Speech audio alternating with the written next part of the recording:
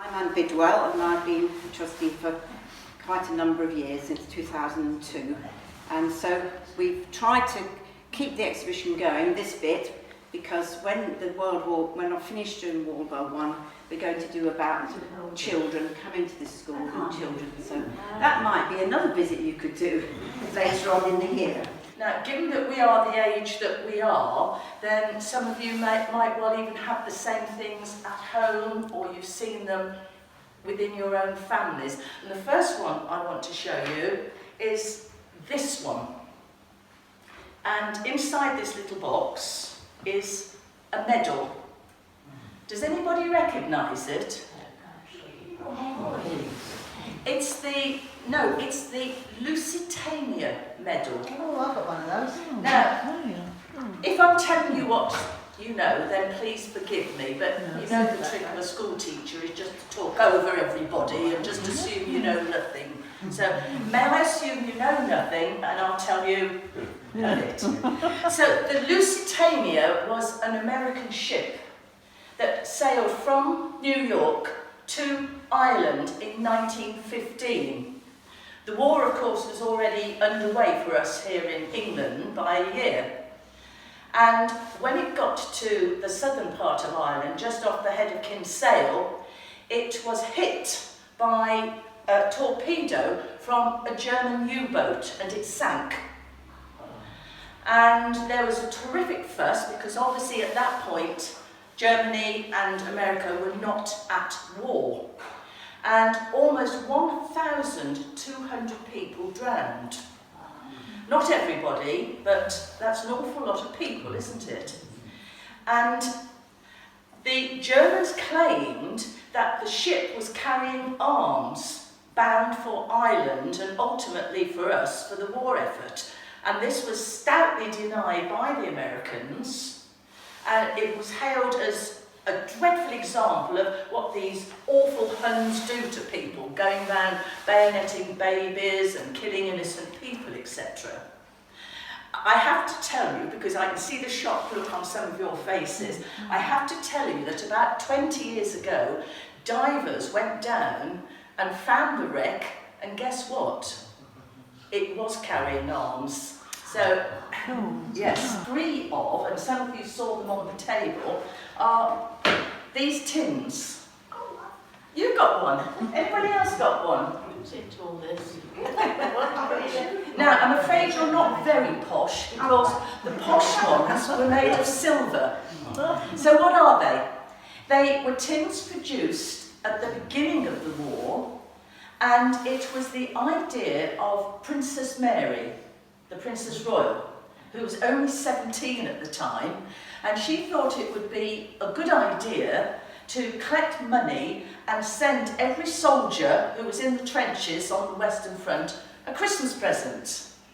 So she collected in all this money, I think she got about £500,000, which was an awful lot of money, and the money kept coming. And these tins were produced for the ordinary soldier. The officers got the same thing in silver. So they sent sweets. And then somebody said, well, how come it's only the ones in the trenches getting them? What about the people fighting in the other theatres of war? What about foreign soldiers? What about Sikhs? What about Muslims? What about the nurses? So as time went by, the contents varied. And for example, for the Sikhs, they put in spices. For the nurses, they sometimes got little packs of writing paper and a pencil. So the choice varied. And although these tins all say 1914, in fact they kept on producing them all the way through the First World War, and they even kept producing them after the war for a couple of years, so that everybody who fought had a chance of getting one. Now, what did people do with them? Well, I guess some of them smoked the stuff straight away, and the original Christmas card. So, yeah, so do have a look. So, and keep passing them around, because different tins have got different things in them. And if you were injured in the trenches, then the first thing that happened to you, you were, if you weren't dead obviously, then you would be stretchered out and taken to one of the field hospitals behind the lines. And we've all seen the films, etc., etc. And these, I think they do belong to us, don't they? Yes, on loan. yeah, they do belong to us. These are feeding cups for the soldiers, administered by the nurses, and you can see the Red Cross sign on the top of them. I mean, I guess all feeding cups follow this sort of pattern, don't they? Of course they do. But these are from the First World War. Whether they got used in France, whether they made it that far, that we don't know. But nice to think perhaps they did. So here we are, feeding cup. RAF, as we know it today, didn't actually start until after the First World War.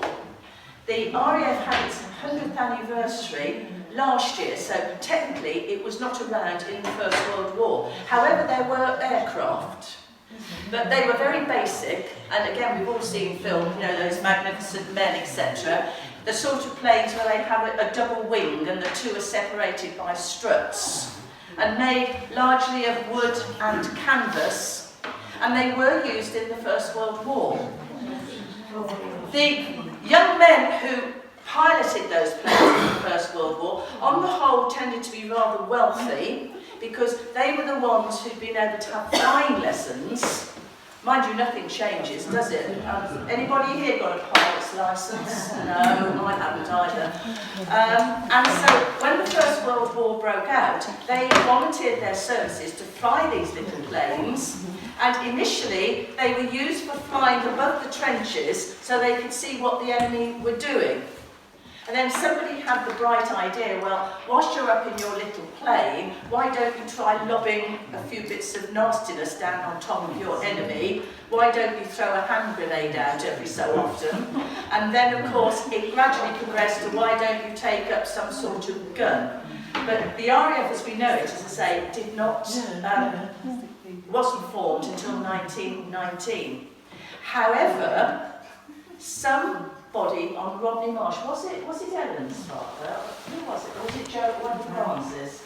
Yes, it was Ellen's father. Yes. Right, some of you possibly know Stan Ramsden, or knew Stan Ramsden, a very notable New Romney gentleman who used to teach at Southlands.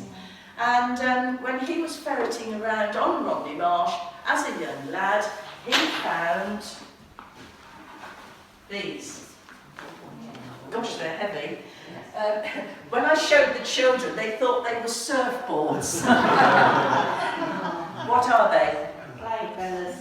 They are propeller blades, and they are made of wood. And on it says, "He died for freedom and honour, Alfred Stephen Barnes." But they don't know why it was Alfred first. Normally it should have been Stephen Alfred Barnes. And also, if you go to New Romney Cemetery, he's on his mother's grave as well. So you can pass that round. So that's really about all the local lads. There are lots more of May them. I add something to that? Yes. I don't know if any of you belong to the golf club. On the stairs in the golf club are a number of portraits of men who died in the First World War, and only one of them is actually a New Romney lad, because those of you who've been here for years know that Littlestone was a very posh area. I live in Littlestone, I need to tell you that. Littlestone was a very posh area until I arrived. And a number of these great London families had second homes down here and belonged to the golf club. And when the First World War broke out, then a number of these young men joined up and died, sadly, and so they are commemorated on the stairs of the golf club, but for the most part they were not New Romney born and bred, and they were not actually buried here. The son of the mayor that tried to rescue and get back Stephen Barnes, Mayor Maud, and that's on the football field down Station Road, and it's called the pavilion there, or the changing rooms, it's called the Maud Pavilion. And the With an family E on the end, yeah, Yes, N-U-D-E. Probably yes. well, it's as you drive down the avenue, it Yes. will smash you in and the face. isn't it? it's the one that's going to be replaced by this magnificent new sports centre for us. But it was they obviously got the land and they built the memorial pavilion in memory of their son. So that was the other one that was a connection.